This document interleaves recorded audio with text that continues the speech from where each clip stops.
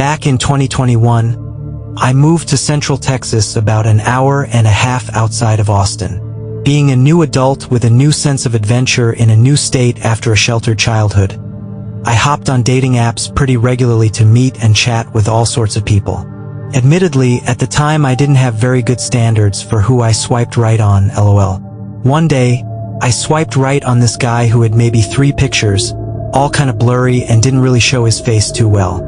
Like I said, I really didn't have the best judgment. He was a year or 2 older than me. We matched, chatted for a bit, and agreed to meet later that week at a park in Austin. He didn't really look anything like I expected, meaning he wasn't really my usual type.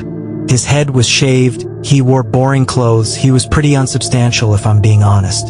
It was a long drive, so I just decided to put all my thoughts aside and entertain the date. We walked around the pond at the park, chatting about our interests and normal small talk you do on a date. The thing is, he seemed really smart and aware to me. I was mostly into fiction books, but he was into political theory, racial history, and injustice. Of course, any guy could say they read such smarty-pants theory to try to win some points with a girl, but he legitimately had page numbers and excerpts from these books committed to memory. I'd never met someone like that. I was super intrigued. We discussed the book Women, Race, and Class. He rattled off some points from it. I'd never read it before and scribbled down the book recommendation in my notes. Our date goes on and goes well, all things considered. I find out he doesn't have a car, but he says he's just gonna take a bus back home. I offer to drop him off back at his house. He's a little hesitant but accepts and asks if I want to check out his place. I accepted, and that was a dumb decision. He lived in these motel-style apartments. Think the hotel from the Florida Project, but blue. I grew up under the poverty line. I've seen much worse and don't really think anything of it. He brought me up to his apartment, unlocked the door and invited me in. It was gruesome in there. Despite having a 1-bedroom, his bare mattress was in the corner of the living room on the floor. Across from it is a small unplugged TV on top of black milk crate with a PlayStation next to it.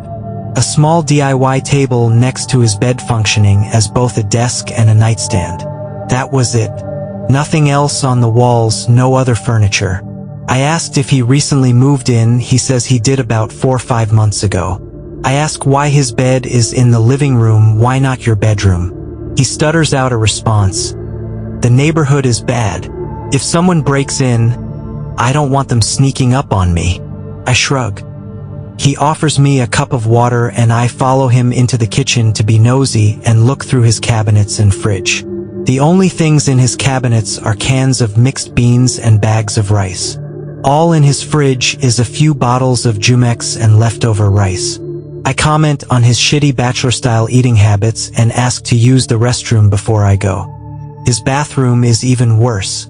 A sink covered in old, rusted razors and facial hair. Mold and mildew covered shower walls, curtain, and tub. As I hovered over his toilet to pee, I could smell his towel across from me on the towel bar, reeking of mildew. As I wash my hands, a roach skitters across the sink. I am utterly repulsed and any romantic interest I once had in this man is now obliterated. Despite washing my hands, I don't feel clean in this apartment. After leaving the bathroom, I thank him for his time and leave.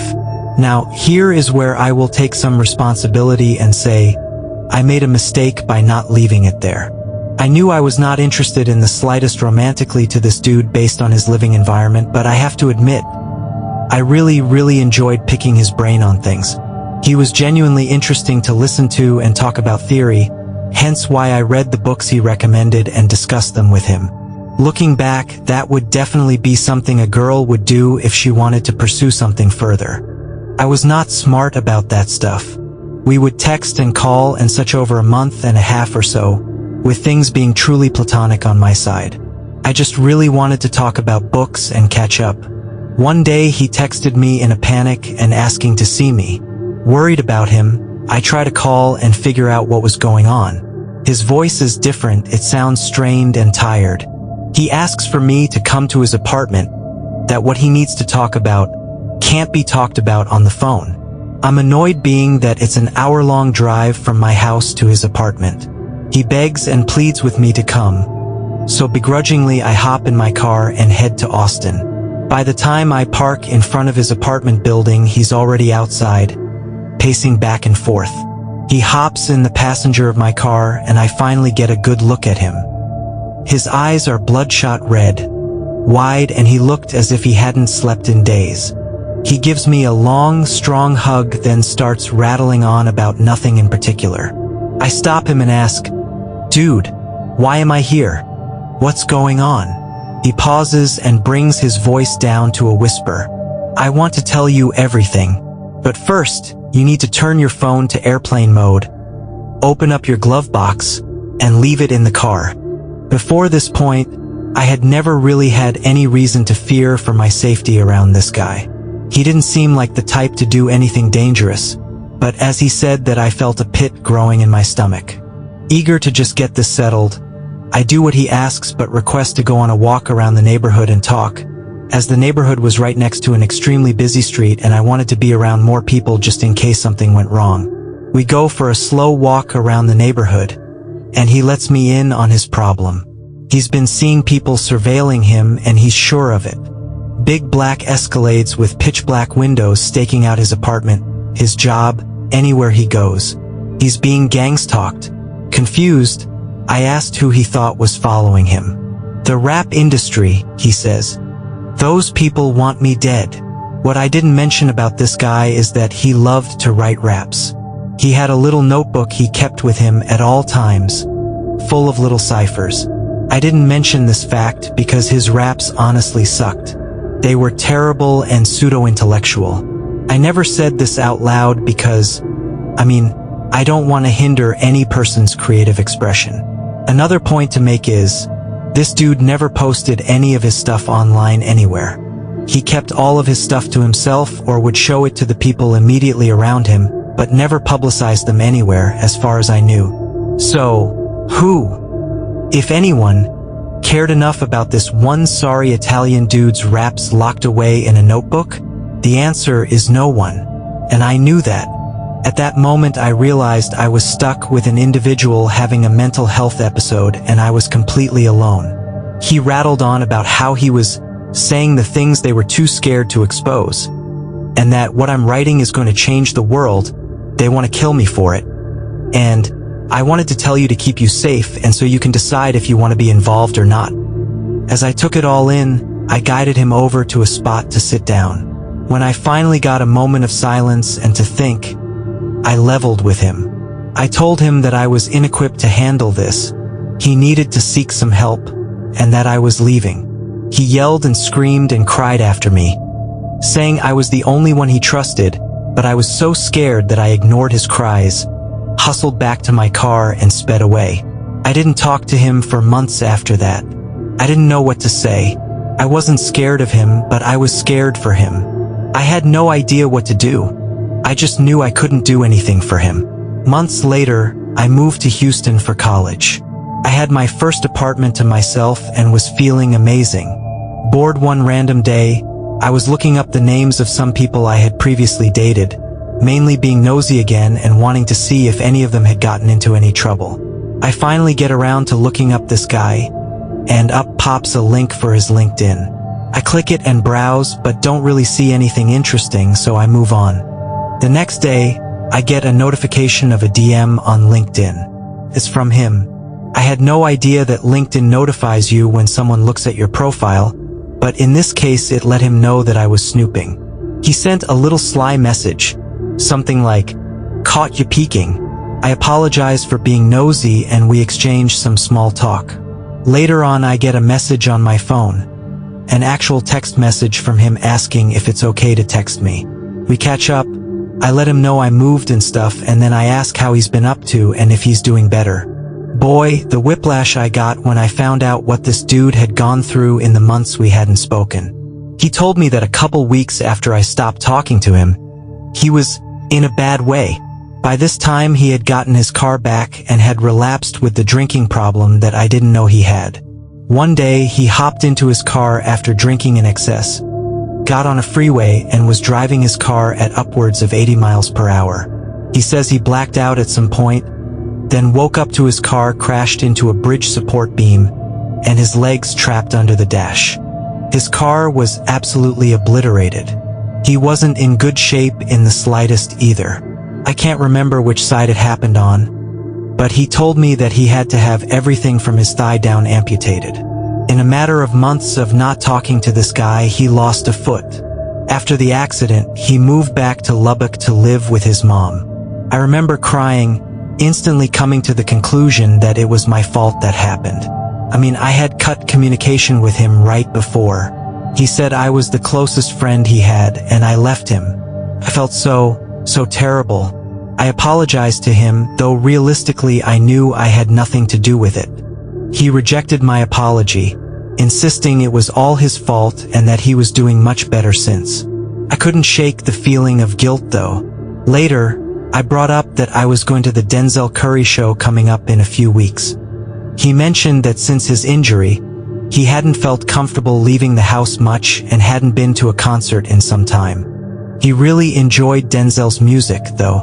If you find yourself in Houston at some point soon, you should come with me, I said. Conveniently, he mentioned he had another friend in Houston that he'd been wanting to go see. It was decided he bought a ticket days after to fly from Lubbock to Houston. Still feeling like he was some sort of sad puppy that I had brutally wounded, I offered to let him sleep on my couch. He'd planned to only be there for 2 or 3 days. I guess I just wanted to allow him an opportunity to get out of the house and experience something different. Weeks later, once he actually arrives in Houston, I find myself sobbing when I pick him up from the airport. He really was missing a leg. Couldn't believe it. Staring at his prosthetic leg was such a mind-altering experience for me.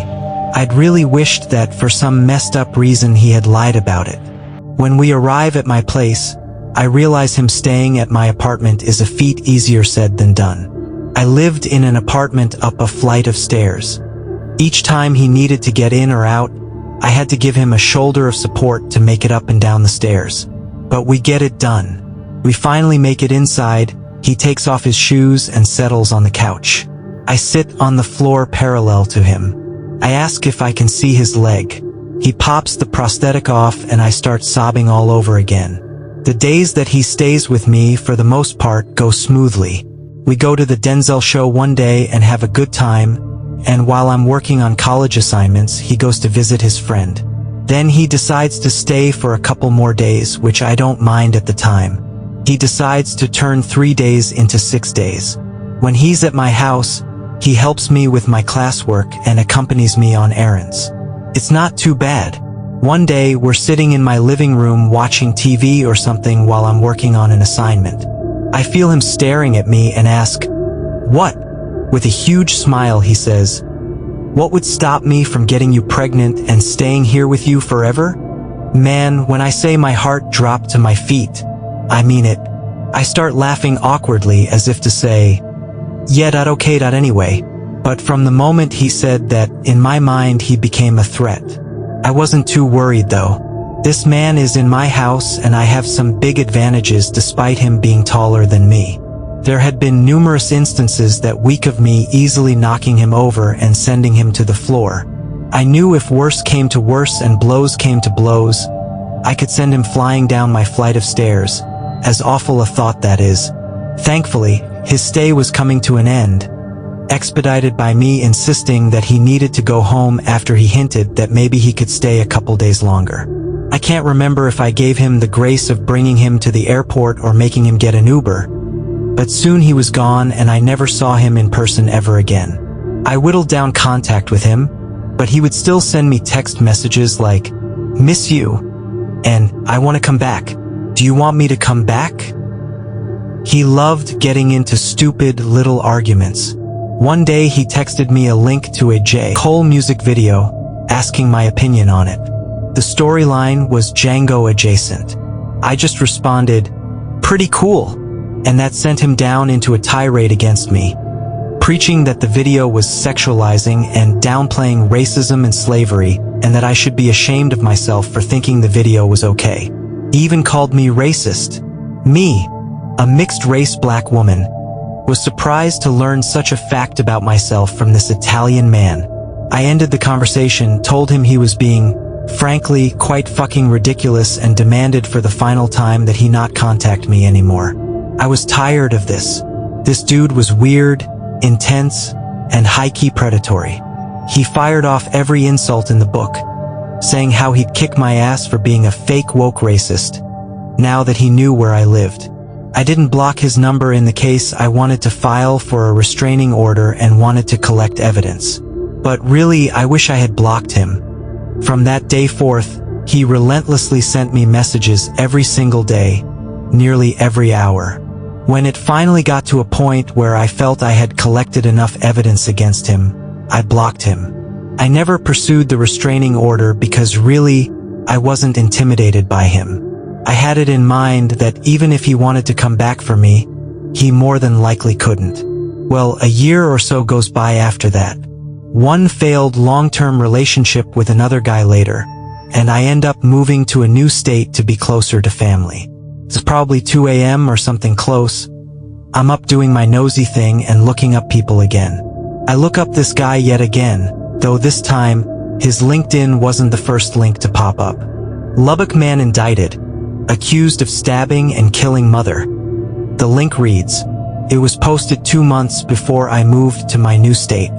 His mugshot is attached to the link. I click it and I can hear my heart in my ears as I read. He had stabbed and killed his mother outside on her lawn in the middle of the day.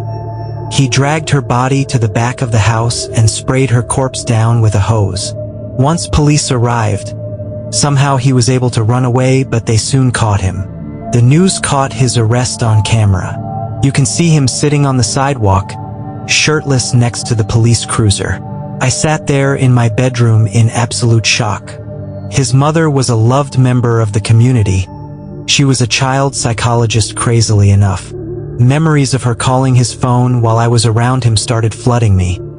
Him telling me how awful of a mother she was, but so loved. No one knows who she really is. Yet, after reading all of the comments from the community, people who truly knew and loved her, I knew that wasn't true. I remember nearly passing out. Never in a million years would I have ever thought that he would do that to her. I can't believe he was in my home while I slept, feet away from my kitchen and all of my knives. I kept a baseball bat next to my bedroom door for protection. Could he have come in and bashed me with it if he really wanted to? May she rest in peace. Such a horrifying end to her story. He's still in prison now. He's been moved all over due to overcrowding. I look him up every so often, but there aren't any updates on the case as of recent. The last I saw, his bail was $500,000. I'm scared what he'll do if he ever gets out. God forbid. He needs mental help, but he really needs to stay in there. I know I'm in danger if he is freed.